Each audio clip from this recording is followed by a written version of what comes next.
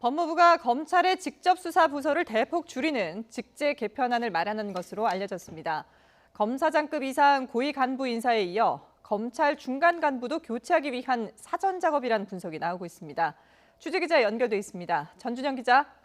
네, 서울중앙지검입니다. 예, 법무부가 조만간 검찰 직제 개편을 단행할 것으로 보인다고요? 네, 법무부는 최근 검찰의 직접 수사 부서를 대폭 축소하는 내용의 직제 개편안을 마련한 것으로 알려졌습니다. 조국 일가 비리와 삼성 합병 의혹 등을 수사하는 서울중앙지검 반부패 수사부를 4개에서 2개로 줄이고 청와대 선거 개입 의혹을 수사하는 공공수사부도 3개에서 2개로 축소하는 방안이 유력합니다. 또 서울 남부지검에 설치된 증권범죄 합동수사단 등 다른 인지수사 부서도 대부분 폐지하기로 가닥을 잡은 것으로 전해졌습니다.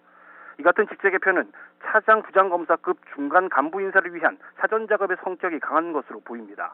검사 인사 규정에 따르면 중간 간부의 필수 보직 기간이 최소 1년으로 보장돼 있어서 부임한 지 5개월밖에 안 된 서울중앙지검 등의 간부들은 인사대장이 되지 않습니다.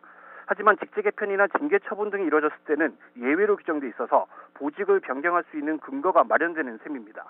법무부는 이르면 다음 주쯤 직제 개편안을 발표한 뒤 검찰 중간 간부 인사를 단행할 것으로 보입니다. 앞서 추미애 법무부 장관은 어제 직제에 없는 수사 조직을 만들 때는 장관의 사전 승인을 받으라고 대검찰청에 특별 지시도 내렸습니다. 직접 수사 축소 등 검찰 개혁의 일환이라고 설명했는데 검찰총장이 직접 수사팀을 꾸려 정부 여당 관련 수사를 이어갈 가능성을 사전에 차단하기 위한 포석이라는 분석도 나옵니다. 추 장관은 윤 총장이 인사의견을 달라는 요청에 응하지 않은 걸 항명으로 규정하고 징계 가능성도 검토하는 것으로 전해졌습니다. 총장에 대한 징계가 현실화할 경우 검찰의 반발도 만만치 않을 것으로 보입니다. 지금까지 서울중앙지검에서 YTN 전준영입니다.